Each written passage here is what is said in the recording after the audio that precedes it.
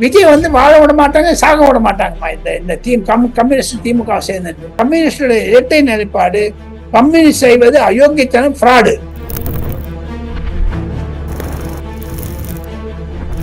நான் உங்களுக்கு ஒண்ணு காமிக்க போறேன், அது என்னன்னு நீங்க சொல்லுங்க பாப்போம். இது என்ன? அது டிவியினோட ரிமோட், சரியா? இந்த ரிமோட்ல எப்படி எப்படி பண்ணிக்கணும், சேனல் மாறும். முக ஸ்டாலின் கையில விஜயனோட ரிமோட் இருக்குதா? அப்போ அவரை மாத்திட்டே இருப்பாரு. அப்போ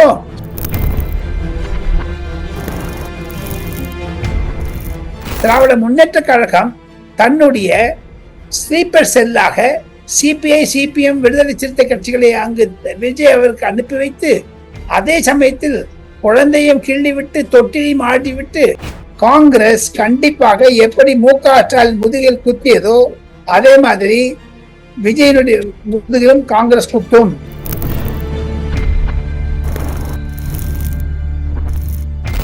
அதிமுக எம்எல்ஏக்கெல்லாம் பெரிய கருடம் பண்ணுவாங்க, பார்த்துட்டு ஏறி வச்சுங்க. விஜய் அவர்களை குழப்பி விடுவது செங்கோட்டையன் போன்றவர்களா எல்லாம் ஒண்ணுமே தெரியாது. எனி டைம் இந்த அரசாங்கம் கவுந்துரும் திமுக அரசாங்கமே சொல்லுதுங்க. திருமாவளவனுக்கு தான் இருக்கும் துணை முதலமைச்சர்னா. வேற ஏதாவது கட்சியில் எடுப்பாங்க சொல்லுங்க. அவர் எங்க இந்த எம்பி ஆவாரு, எம்எல்ஏ ஆவாரு? உங்கள் ஆரோக்கியத்தின் ஊற்று நண்பன் ஹெல்தி ஸ்வீட் ஃப்ளோர், உடனே ஆர்டர் செய்யுங்கள். 4ஆம் தூண் நேயர்கள் அனைவருக்கும் வணக்கம். இன்று நம் நிகழ்ச்சியின் சிறப்பு விருந்தினர் டெல்லியின் மூத்த பத்திரிகையாளர் மற்றும் அரசியல் விமர்சகர் டெல்லி ராஜகோபாலன் அவர்கள் இணைந்துள்ளார். வணக்கம் சார். சார், அரசியல் களமே பரபரப்பாக போயிட்டு இருக்குன்னே சொல்லலாம். ஏன்னா என்னதான் அவர்கள் கூட்டணி அமைத்து ஆட்சி அமைத்தாலும் இப்போ விஜய் அவர்களை ஒரு மிரட்டும் விதத்தில் சிபிஐ, சிபிஎம்லாம் பேசிகிட்டு இருக்காங்க. அதாவது நீங்கள் அதிமுக கூட கூட்டணி வச்சா நாங்கள் வெளியேறிடுவோன்ற மாதிரியான ஒரு கருத்தை முன்வைக்கிறாங்க. இதை எப்படி பார்க்கலாம்? அது மட்டும் இல்லாமல் விசிகாக்கு அமைச்சரவையில் அமைச்சர் பதவி இருக்குன்ற மாதிரியான செய்திகளும் வந்துட்டுருக்கு. இது அடுத்தடுத்து என்ன நடக்கும் சார்? அங்கே என்ன நடந்துட்டுருக்கு? திராவிட முன்னேற்ற கழக அரசாங்கம் இருந்த பொழுது இதே கம்யூனிஸ்டுகள், இதே தமிழ் வெற்றி கழகம்லாம் அவர்களாம் தீய சக்தி என்று சொன்னார்கள். இப்பொழுது விஜய் அவர்கள் தூய சக்தியா தீய சக்தியா, விஜய் என்ன ஒரு வாஷிங் மிஷினா என்றெல்லாம் தெரியவில்லை. எது இருப்பினும் திராவிட முன்னேற்ற கழகம் தன்னுடைய ஸ்லீப்பர் செல்லாக சிபிஐ, சிபிஎம், விடுதலை சிறுத்தை கட்சிகளை அங்கு விஜய் அவருக்கு அனுப்பி வைத்து, அதே சமயத்தில் குழந்தையும் கிள்ளி விட்டு தொட்டிலையும் ஆடி விட்டு, அதே சமயத்தில் எடப்பாடி பழனிசாமி தான் முதலமைச்சர் என்று சொல்லி, திருமாவளவனை முதலமைச்சர் என்று சொல்லி இத்தனை ஆட்டம் காட்டினாங்க விஜய் வரக்கூடாது என்று. ஆனா இப்ப விஜய்க்கு சப்போர்ட் பண்றேன்னு போறாங்க. இது இரட்டை நிலைப்பாட்டை கொண்ட கம்யூனிஸ்ட் கட்சிகள் செய்வது தவறு. திமுகவுடைய ஸ்லீப்பர் செல் அங்க இருக்குது.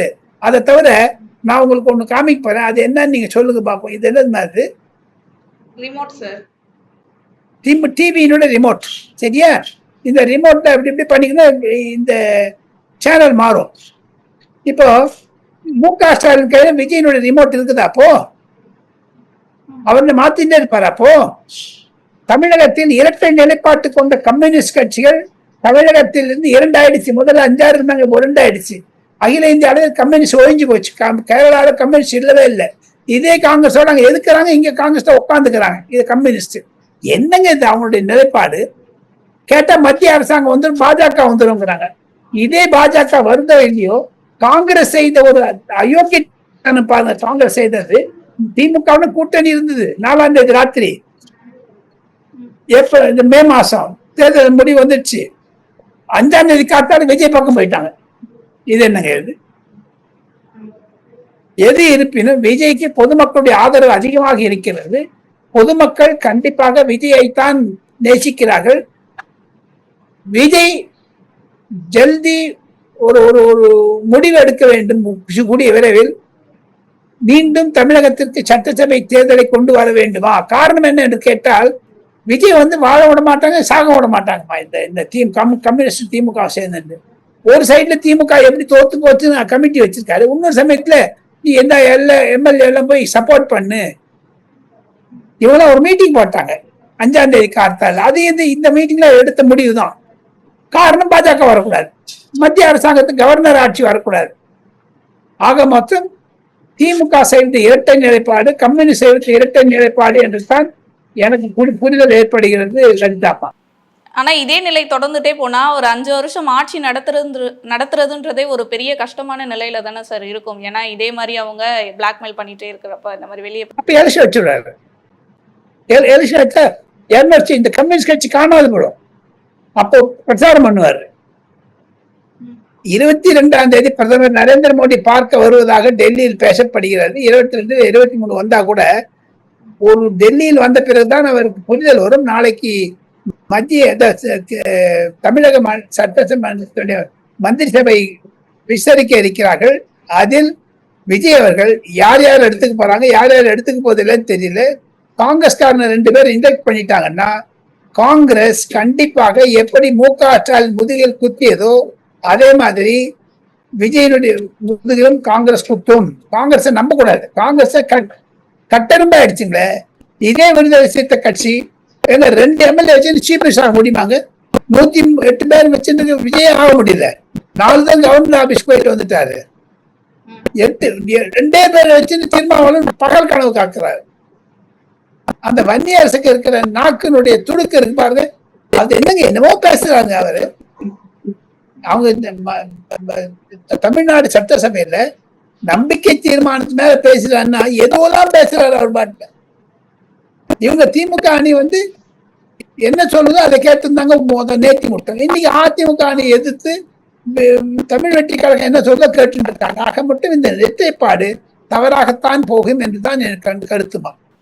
ஆனா அந்த விசிகாலே இப்போ அமைச்சரவை ஒதுக்கப்பட்டிருக்கிறதா தாவேகா சார்பில் இருந்து சொல்லியிருக்காங்க. ஆனா திருமாவளவன் அவர்கள் அதுக்கு விருப்பம் காட்டுவாரா, அதை ஏற்றுக்கொள்வாரான்ற ஒரு கேள்வியும் இருக்கு. அப்படி எத்தனை அமைச்சரவை கொடுக்க வாய்ப்பு இருக்கு? எம்எல்ஏக்கு அங்க நிற்பாரு.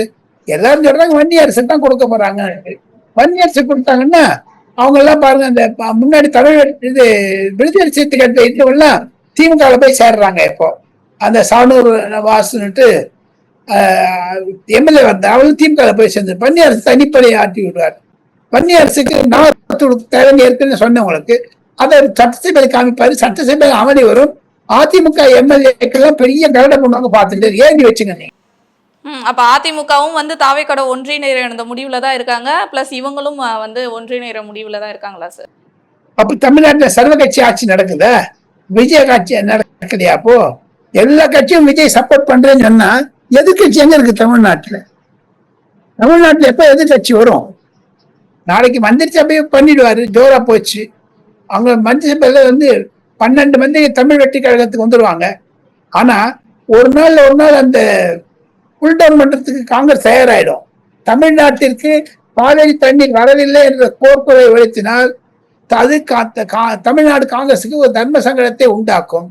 காமராஜர் ஆட்சிங்கிறாரு விஜய். இன்னைக்கு பாருங்க எப்படி தர்ம சங்கடமான நிலைமையில இருக்காரு. எல்லாரையுமே கேட்க வேண்டிய அளவுக்கு ஆயிடுச்சு.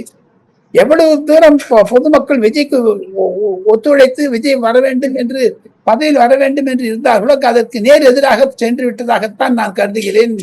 லலிதா, ஆனா இந்த கோணத்துல பாக்குறப்ப இப்ப கம்யூனிஸ்ட்லாம் பாத்தீங்கன்னா நீங்க அதிமுகவை சேர்த்தா நாங்க வெளியே போயிடுவோன்ற நிலைப்பாடுல இருக்காங்க. ஆனா அதிமுக நாங்க தாவேகா கூட ஒன்றிணைறோம்ன்ற நிலைப்பாடுல இருக்காங்க. இப்ப அவங்க விஜய் அவர்கள் என்ன முடிவு எடுக்க போறாரு சார்? இவங்களை விட்டுட்டு அதிமுகவை சேர்த்துப்பாரா? ஆனா நேத்து நடந்த கூட்டத்துல எடப்பாடி அவர்கள் வேற நாங்க சமாதானம் ஆயிட்டோன்ற மாதிரி சிரித்த முகத்தோட வந்திருக்காரு. அந்த உட்கட்சி பூசெல்லாம் முடிஞ்சிட்டு இருக்க மாதிரி. இது எப்படி செல்லும் அடுத்து? திருப்பி அந்த பிரச்சனை ஆரம்பிக்க சமாதானம் ஆயிட்டான்னு வச்சுக்கோங்க. மந்திரி தரல இருந்து இந்த பக்கம் வந்துருவாங்க. சமாதானம் ஆயிட்டு இப்போ எடப்பாடி பழனிசாமி அதிமுக தலைமை செயலகத்தில் அந்த கூட்டம் கூட்டினதுனால அவர் ஒரு செய்தி அனுப்பினார். பொதுமக்களுக்கும் சரி எல்லாருக்குமே ஒரு சென்ட் பொலிட்டிக்கல் மெசேஜ். அந்த ஆபீஸ் எங்க கண்ட்ரோல் இருக்குது, ரெட்டையில எங்க கண்ட்ரோல் இருக்குது, நான் இன்னும் பிஜேபி தான் இருக்க போறேன்னு டிடிவி தினகரன் அதே தான் சொல்லிட்டு இருக்காரு.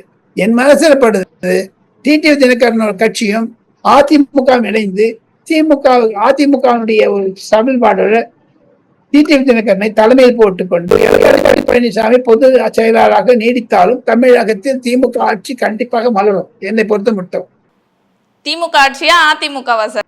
இப்ப 2 பேரும் ஒன்னாதான் இருக்காங்க. யார் சொல்ல முடியலையே. தனக்கு சாதகமாகத்தான் செய்து கொள்வார். யார் உதவி செய்யறியோ அவங்களெல்லாம் எதிரி என்று பொதுமக்களுக்கு கொண்டு சொல்வார். இன்னும் ஒரு வருஷத்துக்கு இந்த விஜயனுடைய எஃபெக்ட் இருக்குமா? இவங்க நல்லா கண்டுபிடிச்சா பொடியா பிடிச்சுட்டான்னு வச்சுக்க, அது 5 வருஷம் ஓடும், 10 வருஷம் ஓடுங்க. விஜய் யாராலும் நடத்த முடியாது. ஏன்னா தமிழகத்தில் ஒரு புது புரட்சியை கொண்டு வந்தார் விஜய். ஆனா விஜய் அவர்கள் வந்து இதை எப்படி சமாளிக்க போறாருன்ற கேள்வி இருக்கே சார். ஏன்னா இவங்க கிட்ட எல்லாத்துக்குமே பெர்மிஷன் வாங்கணும். இவங்க சொன்னாதான் அவர் ஒரு முடிவு எடுக்கணும், முடிவு எடுக்க முடியும்ன்ற ஒரு நிலை ஏற்பட்டிருக்கே அவருக்கு, என்னதான் பெரும்பான்மை நிரூபித்திருந்தாலுமே. இந்த விஜய் அவர்களை குழப்பி விடுவது விஜய்க்கு சுற்றி இருக்கக்கூடிய அரசியல் சம்பந்தப்பட்டவர்களா அல்லது செங்கோட்டையன் போன்றவர்களா எல்லாம் ஒண்ணுமே தெரியாது. எனி டைம் இந்த அரசாங்கம் கவுந்துரும் திமுக அரசாங்கமே சொல்லுதுங்க. நம்ம உதயநிதி ஸ்டாலின் எவ்வளவு சொல்லிட்டு இருக்காங்க, மு.க. ஸ்டாலின் சொல்லிட்டே இருக்காரு. அதுக்கேற்ற மாதிரி இந்த மாதிரி நடப்புகள் இருந்தால் பொதுமக்களிடையே ஒரு வீழ்ச்சி வரும். ஆனால் என்னை பொறுத்த மட்டும் விஜய்க்கு ஒரு ஆபத்து கிடையாது. அவர் ரெண்டு பேரும் அதாவது படையில் பயணம் செய்வார். கண்டிப்பாக 5 வருடம் பூர்த்தி செய்வார் என்பதுதான் என்னுடைய நம்பிக்கை. சார், இப்ப வந்து திமுக மேல பல வழக்குகளை நான் வெளியே கொண்டு வரேன்ற மாதிரி விஜய் அவர்கள் சொல்லிட்டு இருக்காரு. அப்படி வழக்குகளை கொண்டு வந்தா இவங்க இதை சொல்ல மாட்டாங்களா? அப்படி திமுக வழக்குகளை வெளிக்கொண்டு வர்றதுக்கு சிபிஐ, அதாவது இந்த இடதுசாரி கட்சிகள் வந்து ஒரு தடுப்பணையா இருந்துட மாட்டாங்களா? அப்ப ஊழலுக்கு உடனே இருந்தாங்களா சிபிஎம் 2 பேரும்? அந்த 15 கோடி வாங்கினாங்களா? அது ஊழல் இல்லையா? இவர் விஜயனுடைய சினிமா டிக்கெட் பிளாக்ல வித்தான்னு சொல்றாங்களே, ஒரு கட்சியில இருந்து 15 கோடி ரூபாய் வாங்கினாங்க கம்யூனிஸ்ட் ஆன் ரெக்கார்டு. எலெக்ஷன் கமிஷன்ல இருந்து ரிப்போர்ட் கொடுத்துட்டாங்க பிஜேபி டிஎம்கே. அப்ப அவங்க சொன்னது ரைட்டா? ஆக மொத்தம் கம்யூனிஸ்டோட இரட்டை நிலைப்பாடு, கம்யூனிஸ்ட் செய்வது அயோக்கியத்தனம், ஃப்ராடு. ஆனா விஜய் அவர்களுக்கு இதனால எந்த ஒரு பின்னடைவோ இல்ல பாதிப்போ ஏற்பட வாய்ப்பு இல்லை. பொதுமக்களிடையே ஒரு நம்பிக்கை இழக்கும். இருந்தாலும் விஜய்க்கு இருக்கக்கூடிய அந்த ஓவர் ரைடிங் பாப்புலாரிட்டி பாத்தீங்கன்னா no one can shake his popularity. 35% ஸ்டெடியா வச்சிருப்பாரு அவரு. ஆனா அவர் வந்து இதே மாதிரி சூழ்நிலை நிலைத்திட்டே போச்சுன்னா அவர் ரீஎலெக்ஷன் வைக்கிறதுக்கான வாய்ப்பு இருக்கா சார்? ஆட்சியை கலைச்சிட்டு மறுபடியும் நான் நிக்கிறேன்றதுக்கான வாய்ப்பு இப்ப அதிமுக கவர் பண்றதுக்கு பாப்பாரு. இப்ப இந்த 2 கம்யூனிஸ்ட் கட்சி வெளில இருக்காங்க பாருங்க. இப்ப மெஜாரிட்டி ப்ரூவ் பண்ணிட்டாரு 146 சொல்லிட்டு. இனிமே அந்த சிவி சண்முகமும் வேலுமணி உள்ள வந்தாங்கன்னா அவங்க கட்சி ஆபத்துக்கு என்னது டிஸ்குவாலிஃபிகேஷன் ஆயிடுவாங்க. அப்ப ஸ்பீக்கர் தான் இதுக்கு ஹெல்ப் பண்ணணும். ஸ்பீக்கர் ஜேசிடி பிரபாகர் வந்து ஹெல்ப் பண்ணிடுவாரு. இவங்களுக்குலாம் ஒன்றும் தெரியாது. ஏன்னா ஸ்பீக்கர் டிசிஷன் தான் ஃபைனல். ஸ்பீக்கர் வந்து விஜய் ஆளு. இதெல்லாம் ஒரு குழப்பத்தை பார்த்தீங்கன்னா we have to wait and watch. என்னுடைய மனதில் படுவது விஜய்க்கு நல்ல பாப்புலாரிட்டி இருக்கு, இவங்கெல்லாம் சேர்ந்து கெடுக்கிறாங்க சார். ஆனா இன்னொரு இறுதி கேள்வி சார், துணை முதலமைச்சர் பதவி தாவேக்கால யாருக்கு அப்படின்ற கேள்வி வந்து பரவலா பேசப்பட்டு வருது. யாருக்கா இருக்கும்? திருமாவளவன் தான் இருக்கும் துணை முதலமைச்சர்னா. வேற ஏதாவது கட்சியில் எடுப்பாங்க சொல்லுங்க. அவர் எங்கேருந்து எம்பி ஆவாரு, எம்எல்ஏ ஆவாரு, எங்கேருந்து அவருக்கு வந்து பாப்புலாரிட்டி கிடைக்கும்? இது இருக்கிறவங்களால லிஸ்ட் தயார் பண்ணவே முடியுது. எப்படி தாங்க ஓடும்? எது இருப்பினும் வீக்கா தமிழ் வெற்றி கழகம் என்பது நம்ம விஸ்வநாத் பிரதாப் சிங் எப்படி ஓடி ஒளிஞ்சிருந்து கவர்மெண்ட் நடத்தினாலோ ஒரு வருஷத்துக்கு எல்டிடி பிரபாகர் அந்த சமயத்தான் வந்தாங்க. நாளைக்கு மே 21 எத்தனை ஒரு 28 ஆண்டுகள் ஆகியும் ராகுல் காந்தியினுடைய தகப்பனார் மரணம் அடைந்து சூடப்பட்டு இவ்வளவு தினங்கள் ஆகியும் ஒரு விதமான தேர்தல் முத்திப்புகள் எல்லாம் ஒழுங்கா பண்ணாத இருக்காங்க. செய்வது காங்கிரஸ் செய்வதும் கம்யூனிஸ்ட் செய்வதும் அயோக்கியத்தான். தமிழக அரசியல் வீண் விளையாடுகிறார்கள். அது விஜய்க்கு எதிராக போனாலும் விஜய் கண்டிப்பாக திடீரென்று அசம்பிளி எலெக்ஷன் வச்சா கவர்மெண்ட் ஒத்துருவார், மத்திய அரசாங்கம் ஒத்துடும். அப்ப என்ன பண்ணுவாங்க? திமுக எல்லாம் ப்ரிப்பேரா இருக்க மாட்டாங்களே, கஷ்டமா இருக்காத. இதெல்லாம் புரிந்து கொண்டுதான் திமுக செயல்பட வேண்டும் என்பதுதான் என்னுடைய தனிப்பட்ட கருத்து. திமுகவை விட விஜய் அவர்கள் ரொம்பவே கவனமா ஒரு அடி எடுத்து வைக்கணும்ன்றது நல்லாவே புரியுது சார் நீங்க சொல்றதுல இருந்து. கண்டிப்பாக விஜய் அவர்கள் செயல்படுவார் நினைப்போம் சார். நம்புவோம். தொடர்ந்து பேசுவோம் சார் பல நிகழ்வுகளை பற்றி. நன்றி சார்.